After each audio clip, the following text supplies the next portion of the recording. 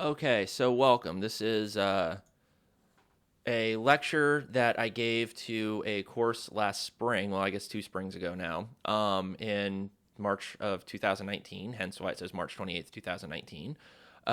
For just anybody curious about the music that was playing at the beginning. Again, something that I've recorded. I can't really say I've written it because it is a metal cover of a really, really fun but equally terrible pop 90s song. For those of you that make it all the way through this lecture video, we will get to, at the end of the video, I'll show you the main hook or the main riff, whatever, of the song, and it'll definitely become a little bit more apparent as to, what it is. It's for this YouTube contest thing. This YouTube channel put up this contest. They're giving out like thousands and thousands of dollars of really cool stuff. And I thought, what the hell? What do I have to lose? So, anyways, let's just go ahead and get started with this stuff. So this is the real business cycle model. Now, the money in the utility function model was actually a tweak of the real business cycle model. So there are really two main classes of business cycle models in business cycle macro. There's the real business cycle model, and then there's the new Keynesian model. And of those two classes or those two types of models, there are a bunch of models that kind of fall within the scope of their classes. So the money in the utility function model was a class or a part of the class of real business cycle models. This model is a little bit more complete. It includes some other markets that the money in the utility function model didn't include, and it also includes a decentralized setup rather than a centralized setup like what we saw in the money in the utility function model. Now, when I say centralized or decentralized, ultimately it comes down to the way that we're solving out the model. If a model is centralized, actually, let's start with decentralized because that's what you've seen so far. When the model's decentralized, basically we're assuming that there really aren't any prices, so to speak. And because, we're choosing the quantity of things and the prices sort of clear themselves out. You'll kind of see this operate a little bit better shortly. Now, in addition to that, another way that we can tell the model is centralized is if the production function shows up in the household's constraint. If the production function shows up in the household's constraint, that's likely to be a centralized model. If it doesn't, and instead there is a firm that has its own optimization taking place that is not falling within the household's or the agent's intertemporal constraint, then it's operating, simultaneously, but outside the scope of the choices that the household makes. So we've got households making choices, we'll have firms making choices, and, that's about, we got a monetary authority kind of making choices, but it sort of falls within some of the other constraints. There is a government, but the government is assumed to be exogenous in this case, meaning that there's no endogenous, like, fiscal policy function or anything of that nature. And we'll get into why that is. It's not just because, we don't like the government or anything like that. It's under this class of models, there isn't too much of a role for government when it comes to analyzing the results or the impulse responses generated by the model. And this is really where a lot of the pro-government or more like pro-free market debates within the scope of macroeconomic research come into play, is which of these two models actually explains a greater majority of the variance in real economic variables from shocks to these models. So some may argue that the real business cycle model explains more variance in, say, GDP, unemployment, things like that, whereas under the new Keynesian model, people might argue that, that model explains more variance. And so it really comes down to more of like a mathematical thing, how the models are set up, how the models are calibrated, meaning like those exogenous parameters like, beta, the rho that, is contained within the beta, the impatience parameter, alpha, capital share of output, things like that. The way those are calibrated in the model also play a major role. And finally, it also has to do with some of the ways that we look at how this, how do I put this properly? I'm having a brain fart in the middle of what's supposed to be a short and succinct lecture. And I lost my train of thought. This is wonderful. I'm sure this gives you all sorts of excellent, confidence in my teaching abilities. Oh, sorry. No, it came back to me. Yay! The short run versus like medium to long run stuff. So, I mean, you kind of already know what the deal is because of the money and the utility function model when I explained that, where it works pretty well for like medium to long run evaluation of business cycles, but like in short run stuff, it does tend to fall a little short. No pun intended. And so by looking at these two different models, we're really getting two different views of the macroeconomy, not just from okay, how's the model tailored? How's it calibrated? How's it set up? How does it explain variance in GDP? But also, what is the time horizon? What's the time scope that these models should be applied? The real business cycle model is quite useful in certain scenarios, but it's not very useful in some other scenarios. And we'll get a little bit more into that as we go into the next couple sections. But I decided to give this sort of as a complement to the money and the utility function lecture that you saw that was posted up last week. And so without any further ado, let's just go ahead and get started with it. So this was the first dynamic stochastic general equilibrium model that was used for analyzing business cycles. Oh, wrong way. It was developed in the 1980s by a bunch of awesome guys, namely Kidlin and Prescott, in 1982. So it's a fairly old model, actually. It takes the neoclassical growth model, which was like what you saw with just the dynamic general equilibrium model that you had to solve out on the last problem set. It takes that and it extends it to business cycles to explain why recessions happen. The setup of the model, as we're going to see, is a little different from what they did, but we're also going to be able to use this model to make sense with a lot of graphs that are going to be coming. These graphs are going to be static. It's basically going to be like supply and demand type stuff, and it's going to be extremely easy to understand. And so, you might hate me because you're like, God, this guy's hitting us with a bunch of math. But once we get to these graphs, the math will make a lot of sense, and you'll go, actually, wow, I'm kind of glad I learned all this math because these graphs make more sense now. So let's go ahead and get started with this. So we're going to talk about the assumptions of the model.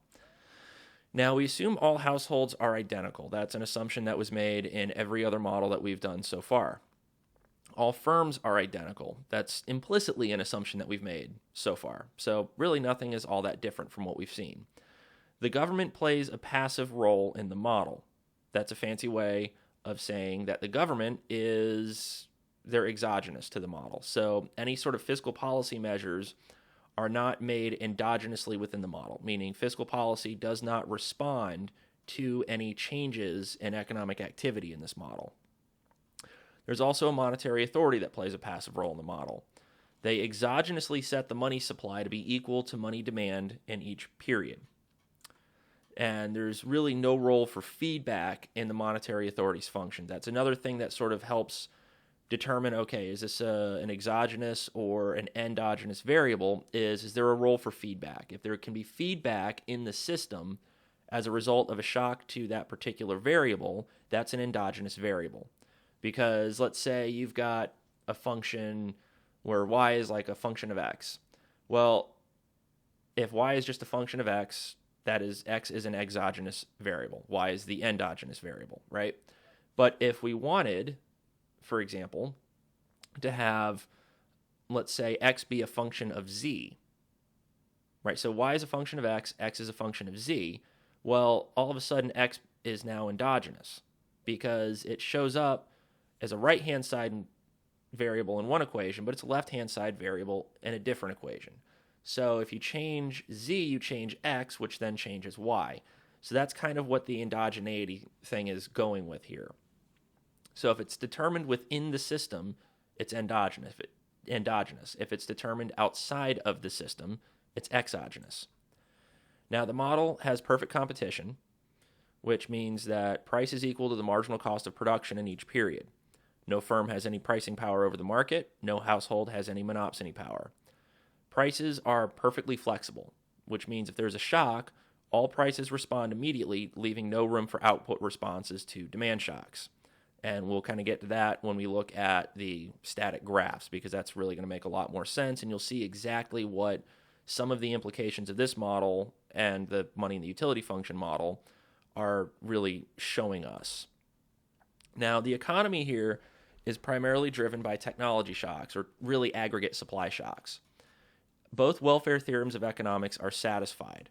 Now, since both of these theorems are satisfied, there's no need for any sort of stabilization policy. So, for those of you who are unfamiliar with the welfare theorems of economics, the first welfare theorem of economics says that a competitive equilibrium yields a Pareto efficient allocation. Basically, if we have perfect competition, then what happens is there's a Pareto efficient allocation of resources whereby I can't take something from someone, give to somebody else, without basically making somebody else worse off. The best way to think of it is, it's really bad, you can take my shit as long as I don't give a shit.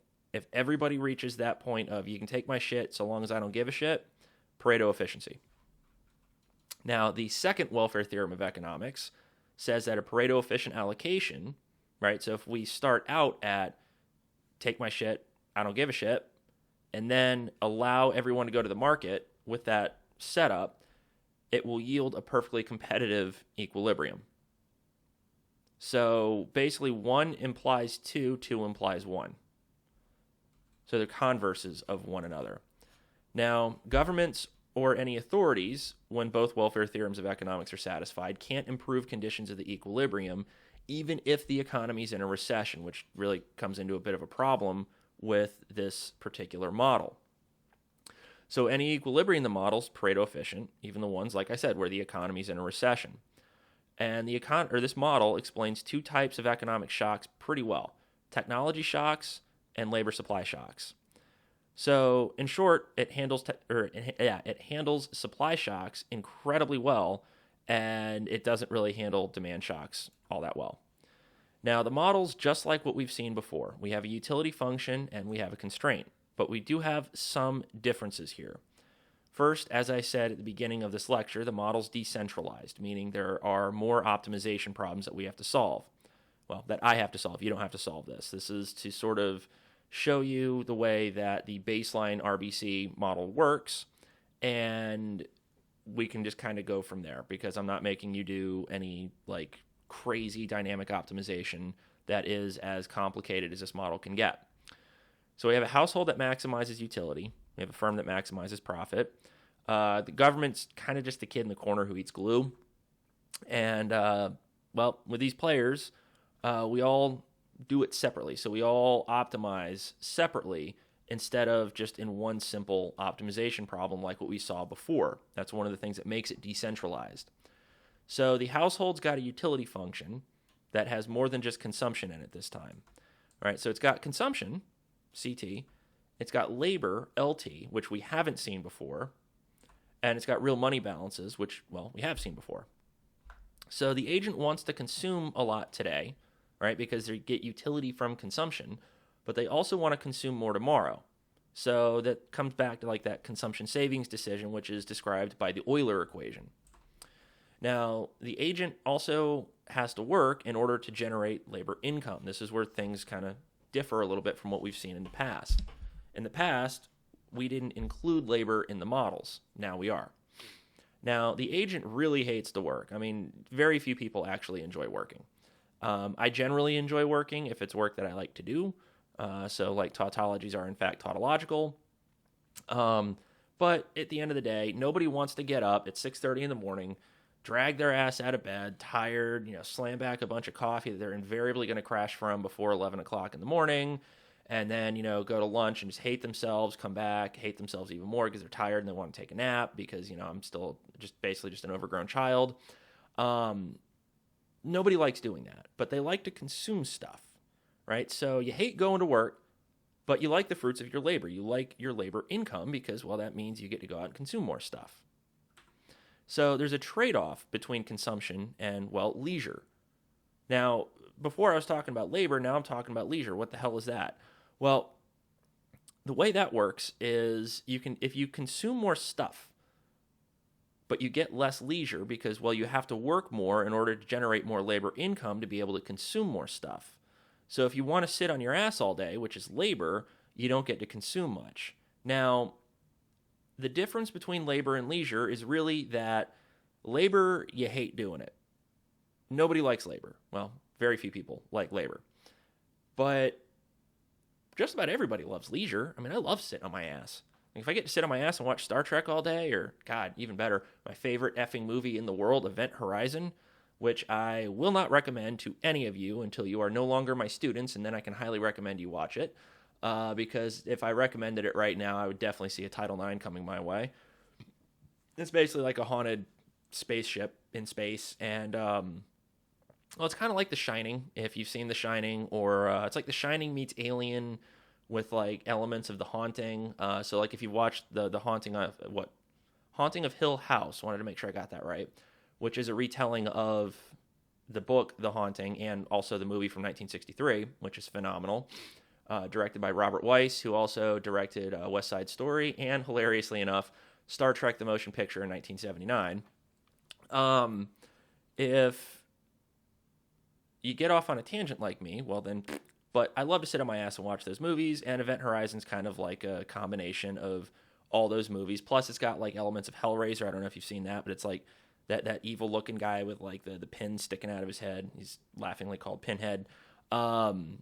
It's sort of like an homage to those, but it's extremely violent, and there's some extremely bad language, and it is not an appropriate movie for me to recommend to a class unless, like I said, I want to get hit with a Title IX, which I don't, because I kind of like working. I like, oops, I just contradicted myself.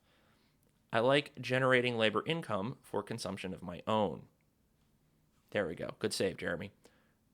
But I'd love to sit on my ass all day and watch Event Horizon. Favorite movie ever made. Love it. Not the best movie, but my favorite movie. Best movie is Casablanca, in case you've ever wondered. Now, so the way this works is, like, if you want to consume more, so you got to work more. But you also like to sit on your ass. But if you sit on your ass, you don't get to consume.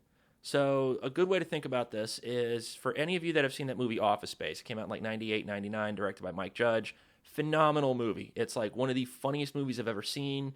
And it's sort of like the Bible of work almost. And there's this one scene where this guy is asking all his friends, like, hey, what would you do if you had $1 million? Kind of like, basically, what would you pursue if you didn't have to worry about making money anymore? And lots of people, like lots of his friends, are like, well, I'd be doing this, I'd be doing that. And, of course, somebody brings up the point, like, well, if everyone had $1 million, then who would be, like, doing janitorial work? Because, well, if janitors are rich, well, why are they going to be, well, cleaning up fecal matter and just doing all that gross stuff, right? And which actually comes to a pretty interesting point that comes along later in this lecture. This is wonderful. But he asks his neighbor, who is played by Dietrich Bader. You probably recognized him from, if you remember Whose Line Is It Anyway, with Drew Carey. One of the guys from that was Dietrich Bader. And then he was also on The Drew Carey Show. Really, really, really funny dude. And so Lawrence from Office Space, when he's asked this, he gives a pretty gross response that I will not be repeating on this. If you watch Office Space, you'll hear it. And then he asks this main character, well, what would you do if you had $1 million? And the guy's like, well, I would actually do nothing. I'd sit on my ass all day, and I would do nothing. And the response that Lawrence gives is, well, you don't need $1 million to do nothing, man. Take a look at my cousin. He's broke, don't do shit. And, well, that actually kind of applies to this model, right? He prefers leisure to consumption. He hates working so much, he would actually rather not work and consume less, because leisure is more important to him than consumption. Now, aside from all that stuff, the agent also needs to have real money balances in order to be able to consume, which we'll get into in a little bit, which will hopefully sort of solidify some of the stuff that I talked about in the previous lecture. So, always listen to Lawrence. So, for real money balances, think of it kind of like this. The agent earns labor income, which is deposited into an account. Some of that labor income has to be converted into cold hard cash because, well, they want to be able to buy stuff from people who maybe don't want to take credit or debit cards. Now, I know in the world of COVID, things have changed a little bit. Everyone kind of wants to take credit or debit cards, but there are some cases where just cold hard cash are still quite useful. For example, like when I get this drug, it's like GS 441 528 or something like that, that I am injecting into my cat on a daily basis to cure her of FIP. They prefer cash exchanges for that because, well, it's not an FDA approved drug. And so there's kind of a black market, and it'd be best if we just paid it in cash. So, of course, I just admitted to, well, actually nothing criminal because it's not an illegal drug to have or buy. It's just not FDA approved. But anyways, moving on. This model kind of predates debit card stuff, so back then it made sense. Hell, even a year ago it made sense. Now it makes a little less sense. But eventually we will get to a point where it makes sense again. Now, yeah, it looks like the drug dealer is a representative agent, but we'll skip right past that. So because we like to consume, it adds to utility, so our utility goes up. We don't really care to work all that much, so labor takes away from utility. But we like holding real money balances because that lets us go out and buy stuff, so that adds to utility. So consumption and real money balances are fine, right? Because if you increase either of those, utility goes up, but there's a little bit of a problem with labor. We would really rather have something that adds to utility, not reduces utility. So fortunately, there's a trick that we can use. So this is a dynamic model, time's discrete, which means that for each period, the agent decides how much of each time period they want to work, how much of each time period they want to sit on their asses. So we could say that each period you either work or you don't work. So let's say since labor is this fancy looking LT, we'll call leisure NT. Now I'm going to call it NT for not doing shit. So we've got one period and it's split between working and not working. Right? So one period equals 1, right-hand side of equation 1. And it's the sum of the share of that period that we spend working, LT, and the share that we spend working, NT. So LT and NT are both positive and less than 1. So if we spend half our time working, half our time not doing shit, then 1/2 plus 1/2 equals 1. So basically what we can do is we can define leisure as 1 minus the share of time that we spend working. Okay, so you have 24 hours in a day, right? And I spend 8 hours working. Well, then 16 hours of my day is NT. So the fraction of that of 1 day, 16 divided by 24, would be NT. So that's kind of the way this works. And it's a nice little trick because we like sitting on our asses. We like not doing shit. I'm so going to get fired for swearing so much in this lecture. But we like doing that stuff. We like not doing anything. So we have now converted, thanks to this little relationship here, we've now converted working, which sucks, into not working, which doesn't suck. And, well, work sucks. You can ask Milton, because I could always just set the building on fire. Great movie, by the way. It's also from Office Space. So let's look at the utility function. Holy shit, wow, okay, that's a lot. Except it's not really. If you just remove everything to the right of the natural log of CT, we've seen that before, right? And we've got theta times the natural log of 1 minus L plus gamma times the natural log of MT, real money balances. So here what we have is a utility function that's a function of capital, leisure, and real money balances. Now, if you're wondering what these thetas and gammas are, well, theta is the elasticity of substitution of leisure for consumption, right? Basically, if I consume a little bit more, how much leisure am I going to have to give up? If I want to sit on my ass, how much consumption am I going to have to give up? Gamma is the elasticity of substitution of money for consumption. So it's kind of a similar idea there. Excuse me. And the agent maximizes this utility function over their infinite horizon. So really, it's same utility functions as what we've seen before. It's just a little bit more gets added in. But like I said, the math never really changes, right? You just either add something into the constraint, you add something into the utility function, you change the functional form of the utility function, which you're not going to see, but there are ways that we can do that. But really, the math is still all just the same. But I'm getting ahead of myself. Time for the constraint. Now, this guy's a bit ugly. There's no production that's explicitly in this constraint like there was last time. because again, this is a decentralized model, whereas before what we saw was a centralized model. So let's talk about what part of the constraint we should include first, and then I can show it to you. If that works for you.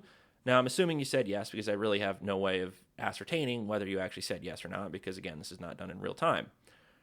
So the constraint is going to start out in nominal terms, just like with the money and utility function model, which then gets converted to real terms. So to start it out, it's in capital letters. If so, it's nominal. So the agent can earn labor income, which is the wage rate times the amount that they work, WT times LT. If the agent were to lend capital to the firm, say KT, at time T minus 1, right? Because remember, capital today, KT, was determined yesterday. So if today's period T, it was determined in period T minus 1. Then he will earn interest on it to RT times KT today, so he plans this into his constraint. If the agent owns stock in the firm, well, then they receive dividends, D sub T, dispensed as profit from the firm's activities. If the agent lent to either the government or the firm, they did so by buying a bond, BT, at time T minus 1 that earns RT times BT at time T. This is the same thing as buying a bond, B sub T plus 1 today, and getting 1 over 1 plus RT times BT plus 1 tomorrow, right? It's basically what we did is we just shifted that idea back, which gives us this RT BT instead of 1 over RT times BT plus 1. Now, excuse me, I've got a little bit of a cold going right now. We also have nominal money balances, MT, which we can think of as an asset that, well, lets us buy things. Finally, the government taxes the agent and then transfers resources, VT, around. Now, basically, this is typically like you would typically have fiscal policy to correct business cycles, but in this case, because all the equilibria in this model are Pareto efficient, well, the government can't really do anything to correct the business cycle because they're not going to improve anything. Now, if we add all this stuff together, we get the source of funds, which is equal to this. WTLT is labor income. RTKT is a return on capital. We get BT, right, the bonds that we get back. We get dividends, D. We get real or nominal money balances, M, plus transfers from the government net of taxes. Now, these are all the ways that the agent can earn income. So if we talked about how we can generate income, let's talk about how we can spend it, because that's the better part, right? This gives us the other side of the constraint. Now, we like to consume, naturally. So if we consume more, it means we have to spend more of our income on consumer goods, or CT. But we can also save, right? Because this comes down to like a consumption savings problem. So there's a number of ways that we can save here. Excuse me. Wonderful late October weather. Yeah, it makes it sound like I'm dying. I promise it's not COVID. And if it is COVID, which it's not, but if it were, the beauty of this is you can't get it from me through a microphone that you hear through, headphones. Now we can buy capital KT plus 1, but remember that it depreciates at a rate of 1 minus delta times K. So we have our flow of capital, right? Investment, KT plus 1 minus delta times KT. We can buy bonds, BT plus 1 at a price of Q that pays off at 1 over 1 plus RT tomorrow. So that gets planned into the agent's constraint. Now, bonds are a state variable, just like capital. So I can't buy BT today. I can buy BT plus 1 today, which pays off tomorrow. So I can also decide how much money I want to hold in the future. We'll call it MT plus 1. Now, money is also a state variable, just like capital. So that means if we have a state variable, anything with a T index was determined in period T minus 1. So at time T, if we buy any state variables, we're buying that state variable indexed at T plus 1 rather than at time T, because it will return a payoff in the future, in that future period, right? So if you buy a bond today and it's a 1-period bond, well, there's no reason for you to want to just hold, you're going to buy the bond, but you can't sell it. I guess you could sell it today, but assuming that you can't sell the bond, right? You just buy the bond, you have to hold it for 1 period. If you just wait till tomorrow, it'll pay back, and you'll get a little bit of interest on top of that. Excuse me. Right? So that 1 over 1 plus RT for the bond is really telling me what the present value is of that bond if it were to pay off tomorrow. So basically, what am I willing to accept today in payment to get the discounted present value of what it would be tomorrow, right? If I offer you $10 tomorrow and then ask you, okay, well, if you get $10 tomorrow, how much of that would you be willing to accept today, right? And let's say it's $8, right? It's been discounted because, well, there's that whole patience parameter thing, and then there's also the interest rate, the return, right? So if you discount by that interest rate, what you're doing is you're going, if it's worth X tomorrow or in some future period, but I want it all now, well, you have to discount all that stuff now. So that's kind of how that works, and that's sort of the way that state variables operate within these types of models. So let's add it all together. So we're putting them together. And this will give us the use of funds, which is this. So we can basically consume, we can invest KT plus 1 minus 1 minus delta KT, right? We can buy bonds, and we can also acquire real money balances. Now, the agent's constraint, of course, has to clear. What that means is that the source of funds has to be equal to the use of funds. Thus, we just set both of these guys together. Right, so I've got the use of funds on the left-hand side and the source of funds on the right-hand side. So I'll let you take a minute to look that over. Excuse me. And just sort of rework that with what you saw in the previous slides. And really, I guess you can just push pause because these slides will be going up on iLearn, so no worries there. So there's a problem with the constraint, though. Constraint's nominal, it needs to be real. Now, really, this is something that we've kind of already talked about, right? We have to convert it to real terms. So we'll be kind of quick because, well, you've already seen this, but it can't hurt to go through it again, right? Because there are really only a few things about this that you kind of do have to know how to do. So you already kind of saw how to do it with money. So we'll divide everything in the constraint by the price level, PT, which gives me this. Now, everything where the T subscripts match, so if it's CT over PT, well, that works. KT plus 1 over PT, well, it might be a problem there, but we can hold off on that just a minute. KT over PT, well, that works. BT plus 1 over PT, oh, that's a problem. MT plus 1 over PT, that's also a problem. But like WT, LT, well, no problem there. RT, KT over PT, no problem there. Yeah, there's really no problem anywhere else because these time subscripts match. So there's really only just a few places where the time subscripts don't match. So for everything with the same T subscripts, we just make that variable lowercase, bada bing, bada boom, it's real. Yeah, I am so getting fired. So doing that, we get this. So it really just leaves the bond problem and the money problem. Now you're probably going, what the hell is the thing with capital? Well, capital's stuff, remember? Capital's like just a real thing.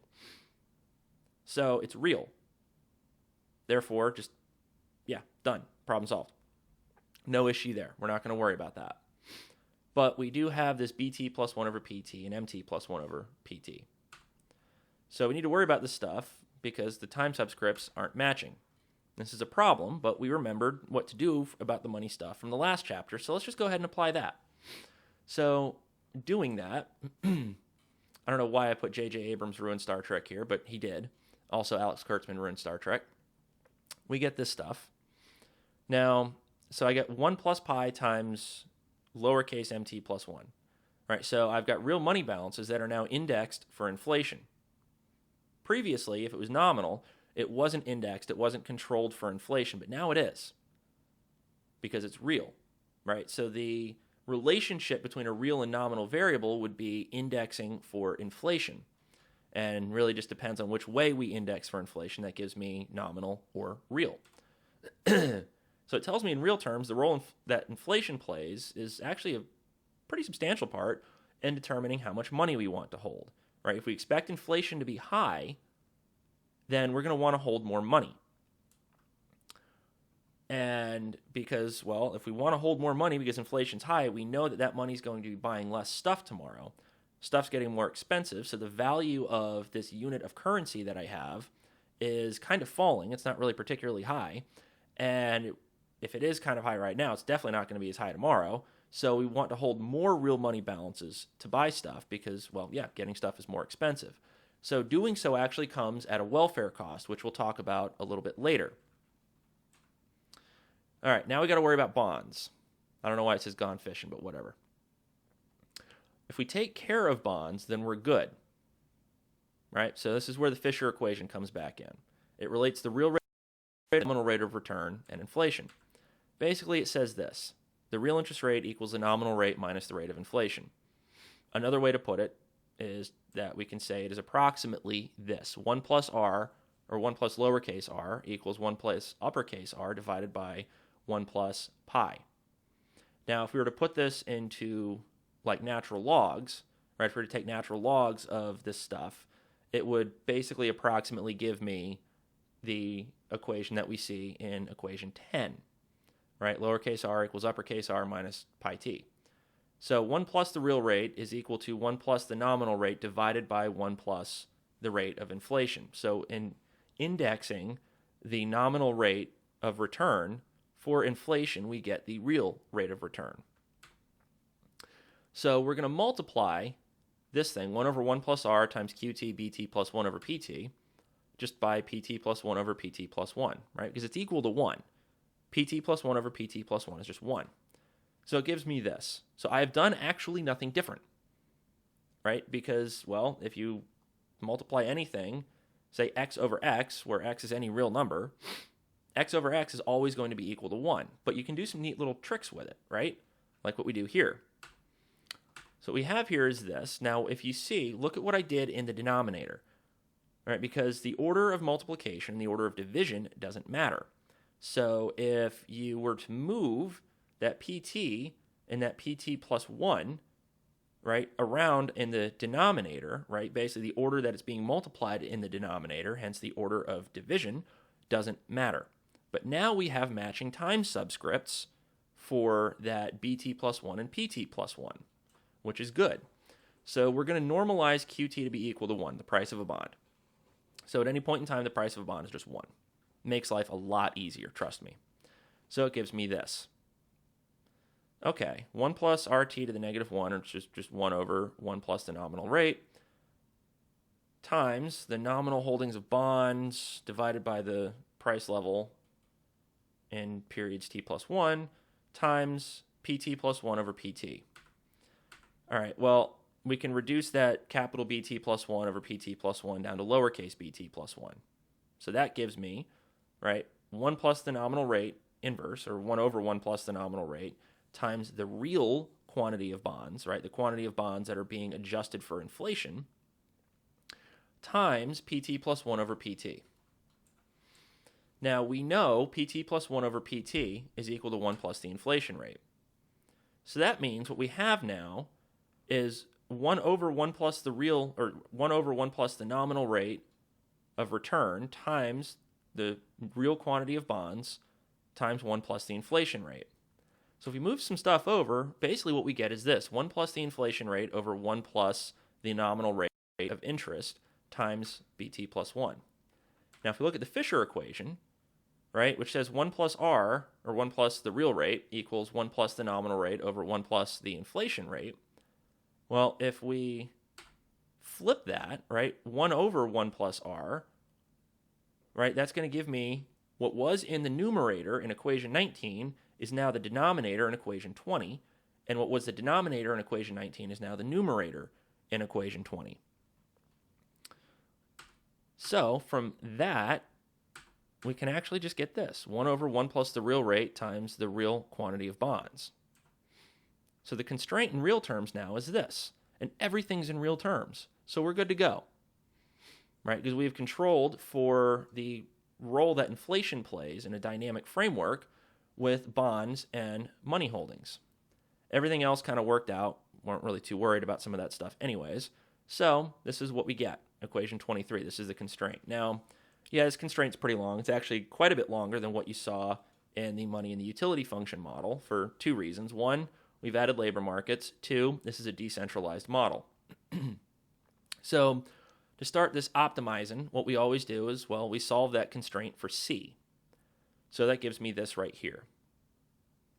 So again, take a look at this. If you want to work through the algebra between this and this, feel free to push pause, work on it, and see what you get. But really all you're doing is just adding or subtracting stuff from one side of the equation to the other to isolate C. And hooray, Bellman equations. We optimize with respect to 4 variables. First one's capital. Now we have labor, or really it's technically leisure. If we're optimizing leisure, then technically we're optimizing labor as well because of that relationship you saw, that NT equals 1 minus LT. We optimize with respect to bonds like we saw in the money and the utility function model. We optimize with respect to money. And choosing the optimal time path for these will choose the optimal time path for consumption. Now, doing that, again, I'm not setting up the Bellman equation because, well, you don't have to know the Bellman equation here, but we get 4 first-order conditions. We get capital, we get labor, or really leisure, we get bonds, and we get money. So with these first-order conditions, right, and of course this is also not just the first-order conditions, but it's also doing that, like, dv of kt, mt, all that stuff, whatever, d, kt, mt, updating at one period, plugging it back in, because, again, this is not a model I expect you to be solving out on your own. This is definitely like a master's level thing that would be... I would be asking you to do master's level work if I required you to be solving this stuff out on your own. But I want you to see the mechanisms of how all these things work. That's kind of the important part. Now, we are at a 42-minute mark here. So what I'm going to do is I'm going to end this particular lecture, and we'll be picking it up in the next lecture. So I'm trying to sort of subset these videos into like 30, 40-minute marks rather than like giving you like a 2-hour lecture again. It kind of dawned on me that maybe you sitting somewhere staring at a video for 2 hours is kind of a pain in the ass.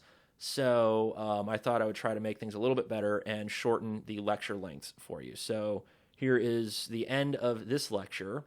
The next lecture, we will be talking about other stuff, like namely how the firm does their optimizing, what the general equilibrium is, and then there will be a lecture after that, presumably, depending on time, of course, that will talk about how the sort of like some of the intuition of the model. It'll go through the relationship of money demand, money supply, the role that monetary policy plays in this particular model.